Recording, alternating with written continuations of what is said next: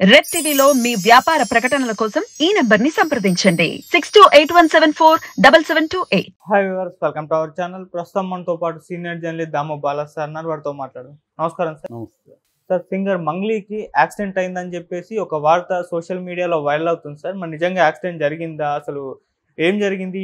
ఈ న్యూస్ బయటకు రావడానికి గల కారణాలు ఏంటి? ఈ సందర్భంలో అసలు మంగ్లీ బయోగ్రఫీ ఏంటి? మంగ్లీ ఆమె ఒక ప్రోగ్రాంలో పాల్గొని వస్తుంటే యాక్సిడెంట్ జరిగింది. ఫ్రైడే నైటు రంగారెడ్డి జిల్లా నందిగామ మండలం కాన్వా శాంతివనం అనే ఒక ఆశ్రమంలో ప్రపంచ ఆధ్యాత్మిక మహోత్సవం జరిగింది. ఆ సందర్భంగా ఈమె వెళ్ళి అక్కడ పాటలు భక్తి గీతాలు పాడడం అవన్నీ చేసింది. అయినాక రాత్రి అయిపోయింది. అక్కడ నుంచి వాళ్ళు హైదరాబాద్ వస్తున్నారు. సో బెంగళూరు హైదరాబాద్ హైవేలో తొండుపల్లి బ్రిడ్జ్ దగ్గర ఒక యాక్సిడెంట్ జరిగినట్టు చెప్తున్నారు. ఈమె కారు వస్తున్నప్పుడు వెనక నుంచి కర్ణాటకకు చెందిన ఒక DCM వేగంగా వచ్చి కార్ని గుద్దేసిందని చెప్తున్నారు. దానివల్ల వెనక మొత్తం కూడా డ్యామేజ్ అయిపోయింది. కారులో ముగ్గురు ఉన్నారు, మేఘరాజు, మనోహరు, మంగ్లీ. వీళ్ళ ముగ్గురికి కూడా గాయాలైనాయని చెప్తున్నారు. వీళ్ళని ముగ్గురిని కూడా హాస్పిటల్కి తీసుకెళ్లారు అని చెప్తున్నారు. డేంజర్ అయితే ఏమీ లేదు, కొంత గాయాలైతే అయినాయి అనేది వీళ్ళు చెప్తున్నారు. వీళ్ళంతా వేగంగా వెళ్ళట్లేదు, కానీ అది వెనక నుంచి అయితే వేగంగా వచ్చి కొట్టింది. దానివల్ల DCM పెద్ద వెహికల్ కాబట్టి వీళ్ళకి గాయాలైనాయి. వెనకాల కూడా డ్యామేజ్ అయింది. వీళ్ళ కారు కొంత స్ట్రాంగ్గా ఉన్నట్టుగా ఉంది, అందువల్ల ఇదైంది. రెండో డ్రైవర్ కూడా మేనేజ్ చేయగలిగాడు. లేకపోతే ఇది వెళ్ళి ఇంకొక అక్కడ డివైడర్ని గుద్దుకోవడం, అదేమన్నా పల్టీ కొట్టడం అట్లాంటివి జరుగుంటే చాలా సివియర్ ప్రమాదం అండి అది. తర్వాత పోలీసు విచారణలో ఏంటంటే ఆ DCM డ్రైవర్ తాగున్నాడని చెప్తున్నారు. సో అందుకని అతన్ని ఇప్పుడు అదుపులోకి తీసుకొని ప్రశ్నిస్తున్నారు. అంటే కావాలని కొట్టాడా లేకపోతే తెలియకుండా అతను తాగున్నాడు కాబట్టి నిద్రమత్తులోకి వెళ్ళాడా, ఎందుకంటే అర్ధరాత్రి తర్వాత జరిగిందని చెప్తున్నారు. సో జనరల్గా యాక్సిడెంట్లు అర్లీ మార్నింగ్స్ అర్ధరాత్రి తర్వాత ఎక్కువ జరుగుతుంటాయి. ఎందుకంటే లాంగ్ డిస్టెన్స్ నుంచి వస్తుంటారు. ఒకటి నిద్రమత్తు ఉంటుంది, రెండోది కొంతమంది డ్రైవర్లకి ఏంటంటే మధ్యలో ఆపి మందేసుకొని వస్తారన్నమాట. సో వాళ్ళకి ఏంటంటే కాన్ఫిడెన్స్ ఉంటుంది. సీనియర్ డ్రైవర్లు చాలామంది ఇలాంటి పనులు చేస్తుంటారు. మేము అంటే మేనేజ్ చేయగలము, మందు వేసుకున్నా కూడా అని. కానీ మందు వేసుకోవడం వల్ల అంటే మన సెన్సెస్ డౌన్ అవుతాయి. మోటార్ స్కిల్స్ అంటారు, మోటార్ స్కిల్స్ అనేవి బాగా డౌన్ అయిపోతాయి. సో చాలామంది ఇది నేను పర్సనల్గా చూశాను. డ్రైవర్లు తాగుతా డ్రైవ్ చేసే వాళ్ళని కూడా నేను చూశాను. సో ఏది అత్యంత వేగంగా పోతూ తాగుతూ డ్రైవ్ చేస్తుంటారు. వాళ్ళకి ఎందుకు కాన్ఫిడెన్స్ అంటే మనకు బ్రహ్మాండమైన డ్రైవింగ్ వచ్చు, లక్షల కిలోమీటర్లు నేను తిరిగాను అన్నట్టుగా ఉంటుంది. జరిగిన రోజులు జరుగుతుంటుంది, కానీ ఎక్కడో ఒక చిన్న మిస్టేక్ జరిగితే కథం. అదే డ్రైవింగ్ సరిగా రాదనుకునే వాళ్ళు జాగ్రత్తగా భయంతో ఉంటారు.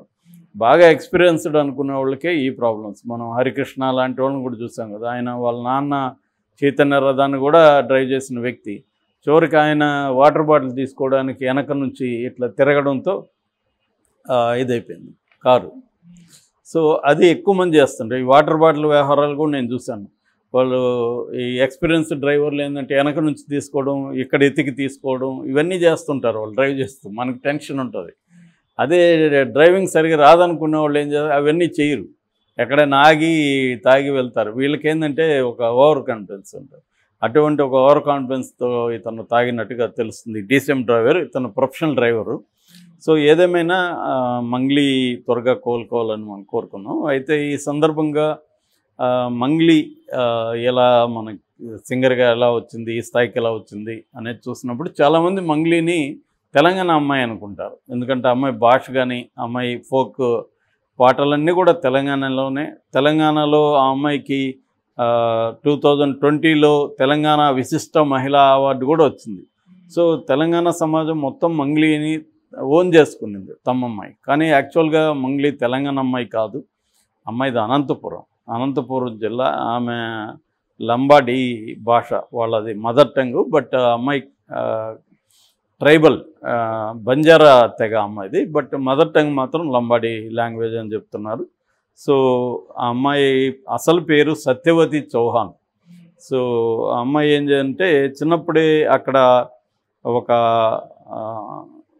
సంస్థ ఉండేది. ఆ సంస్థ ఆర్డిటి అంటారు, అండ్ రూరల్ డెవలప్మెంట్ ట్రస్ట్. అది ఆ రూరల్ డెవలప్మెంట్ ట్రస్ట్ ఏం చేసిందంటే అక్కడ ఉన్న ఈ ట్రైబల్ పిల్లలకి ఎడ్యుకేషన్ అందించడం ఇవన్నీ చేసేది. అలాగా వాళ్ళు వీళ్ళ నాన్న వాళ్ళతో మాట్లాడారు. వాళ్ళ నాన్నకు కూడా తన కూతుర్లని చదివించాలన్న కోరిక ఉండేది. అందువల్ల ఆయన కూడా ఎంకరేజ్ చేశాడు. ఈ ఆర్డిటి ఈ అమ్మాయిని సత్యవతిని తీసుకెళ్ళి స్కూల్లో చేర్పించారు. అక్కడ నుంచి ఈ అమ్మాయి బాగా చదువుకోవడం, రెండోది ఈ అమ్మాయికి ముందు నుంచి కూడా పాటలు పాడే ఇంట్రెస్ట్ ఉండడం, దాంతో వాళ్ళు కూడా ఎంకరేజ్ చేసి పాటలు పాడించడం, కొంత అక్కడ ఉన్న సీనియర్స్ వాళ్ళ దగ్గర నేర్పించడం ఇవన్నీ కూడా చేశారు. దాని తర్వాత అక్కడ ఎడ్యుకేషన్ అయిపోయిన తర్వాత వాళ్ళే సలహా ఇచ్చారు, ప్లస్ ఫైనాన్స్ కూడా చేశారు. ఈ ఆర్డిటీనే ఫైనాన్స్ చేసి ఈ అమ్మాయిని ఎస్వి తిరుపతిలో మ్యూజిక్ కాలేజ్ ఉంటుంది, ఆ మ్యూజిక్ కాలేజీలో కర్ణాటక సంగీతం నేర్చుకోమని ఈ అమ్మాయిని జాయిన్ చేశారు. సో అక్కడ మ్యూజిక్ కాలేజీలో కర్ణాటక సంగీతం నేర్చుకునింది. దాని తర్వాత ఎస్వి యూనివర్సిటీలో మ్యూజిక్ అండ్ డ్యాన్స్ డిపార్ట్మెంట్లో డిప్లొమా కూడా వాళ్ళే చేయించారు. అలాగా ఒక రకంగా ఆర్డిటి ఈ అమ్మాయిని తీర్చిదిద్దిందని చెప్పచ్చు. అంటే ఎవరికి ఏ టాలెంట్ ఉంటే ఆ టాలెంట్లో వాళ్ళని ప్రోత్సహించడం అనేది ఆర్డిటి చేస్తుంది. మెయిన్గా గర్ల్ చిల్డ్రన్ మీద ఎక్కువ ఫోకస్ పెడుతుంది, ట్రైబల్ గర్ల్ చిల్డ్రన్. ఎందుకంటే మామూలుగా లంబాడి, సొగాలీస్ ఇలాంటి కొన్ని తాండాసులు అమ్మాయిల్ని చదివించరు. ఇంకా కొన్ని సొగాలి లాంటి తాండాసులు అయితే ఇంకా ఘోరంగా ఉంటుంది. కానీ లంబాడి, బంజారా ఇది కొద్దిగా బెటర్. సో అలాగా వీళ్ళు ఇప్పుడు ఈ అమ్మాయి చదువుకోవడం తర్వాత మళ్ళీ హైదరాబాద్ వచ్చి ఇక్కడ ఫోక్ సాంగ్స్ అవి పాడడం మొదలుపెట్టింది. అలాగా ఈ అమ్మాయి ఏంటంటే V6లో మాటకార మంగిలి అనే ఒక ప్రోగ్రామ్ స్టార్ట్ అయింది. ఆ ప్రోగ్రాంలో ఉండడంతో ఈ అమ్మాయి మంగిలిగా యాక్ట్ చేయడం మొదలుపెట్టింది. అక్కడ ఆ ప్రోగ్రామ్ సరదాగా ఈ తెలంగాణ భాష నేర్చుకొని మాట్లాడడం మొదలుపెట్టింది. ఈ అమ్మాయి చాలా షార్ప్గా ఉండడం వల్ల లాంగ్వేజ్ కూడా త్వరగా నేర్చుకుందని చెప్తున్నారు. అలాగా ఈ అమ్మాయి దానివల్ల ఆ అమ్మాయికి మంగ్లీ అనే పేరు స్థిరపడిపోయింది. అసలు ఇప్పుడు సత్యవతి అంటే ఎవరికి తెలీదు, మంగ్లీగానే పాపులర్. యాక్చువల్ మంగ్లీ అనేది ఆ అమ్మాయికి ఈ ప్రోగ్రాంలో వచ్చింది. దాని తర్వాత తీన్మార్ న్యూస్లో కూడా ఈ అమ్మాయి చాలా పాపులర్ అయింది. అట్లాగా ఈ అమ్మాయి పాపులర్ అవుతూ ఉన్నప్పుడు చాలా ఇంటర్వ్యూస్ కూడా మంగ్లీ ముచ్చట పేరుతో చాలామందిని ఇంటర్వ్యూస్ చేయడం అవన్నీ కూడా చేసింది. కానీ ఈ అమ్మాయి కోర్ ఇంట్రెస్ట్ కానీ అబిలిటీ కానీ ఏంటంటే సింగింగ్. సో యాంకరింగ్ వల్ల సింగింగ్ పక్కన పోతుందని చెప్పి ఈ అమ్మాయి ఏం చేసిందంటే వాటన్నిటి నుంచి మళ్ళీ బయటకు వచ్చేసి మైక్ టీవీలో చేరింది, యూట్యూబ్ ఛానళ్ళు. దాంట్లో చేరి పాడడం మొదలుపెట్టింది. వాళ్ళు ఏం చేశారంటే తెలంగాణలో ఉండే అనేక ఫోక్ సాంగ్లను సెలెక్ట్ చేసి ఈ అమ్మాయి దగ్గర పాడించడం అనేది చేశారనమాట. అట్లా ఈ అమ్మాయి మళ్ళీ ఆ సింగింగ్లోకి వచ్చి బాగా పాపులర్ అయింది. ముఖ్యంగా తెలంగాణ ఆవిర్భావ సందర్భంగా రేలా రేలారా పాట వెరీ పాపులర్ అయింది, అమ్మాయి పాడింది. అది విపరీతంగా కొన్ని లక్షల మంది చూశారు యూట్యూబ్లో కూడా. అలాగే అది పాపులర్ అయింది. దాని తర్వాత కాసర్ల శ్యామ్ లిరిక్ రైటర్ ఒక ప్రోత్సాహంతో గోర్ జీవన్ లంబాడి అనే ఒక లంబాడి అమ్మాయి జీవిత చరిత్ర, లంబాడి అమ్మాయి చదువుకోవడం ఇవన్నీ ఒక రకంగా తనకి లైఫ్కి అది దగ్గరగా ఉంది. దాంట్లో యాక్ట్ కూడా చేసింది. ఆ తర్వాత ఉల్లాల ఉల్లాల, మ్యాస్ట్రో ఇలాంటి సినిమాల్లో కూడా నటించింది. ఆ మధ్య ఈ అమ్మాయిని జగన్ ప్రభుత్వం SVBC శ్రీ వెంకటేశ్వర భక్తి ఛానల్ ఏదైతే ఉందో దాంట్లో సలహాదారుగా నియమించింది. సో ఇప్పుడు నవంబర్ వరకు అమ్మాయికి 2 ఏళ్ల పీరియడ్ ఉంది. 2020 నవంబర్లో నియమించింది. ఈ నవంబర్కే అమ్మాయి పీరియడ్ అయిపోతుంది. సో అప్పుడు ఒక వివాదంలో కూడా ఈ అమ్మాయి ఇరుక్కుంది. శ్రీకాళహస్తిలో వెళ్ళి అక్కడ గర్భగుడిలో షూట్ చేయడం అవంతా కూడా ఈ అమ్మాయి చేసి వీడియో పెట్టింది. మామూలుగా ఎవరి మహాశివరాత్రికి ఈ అమ్మాయి పాటలు పాడే ఆల్బమ్స్ చేస్తుంది. సద్గురు కూడా ఈ అమ్మాయిని పిలుస్తుంటాడు.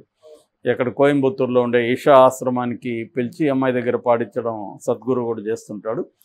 అలాగా కాళహస్తిలో ఈ అమ్మాయి మామూలుగా అయితే అక్కడ పర్మిషన్లు ఇవ్వరు షూటింగ్లు, కానీ ఈ అమ్మాయి ఎలా చేయగలిగింది అనేది అప్పట్లో బీజేపీ నుంచి సోమవీర్రాజు లాంటి వాళ్ళు కూడా తీవ్రంగా విమర్శించారు. బట్ ఈ అమ్మాయి SVBC ఛానల్ సలహాదారుగా ఉంది కాబట్టి గవర్నమెంట్లో ఉన్న పరిచయాల రీత్యా అవి చేసిందని చెప్పారు.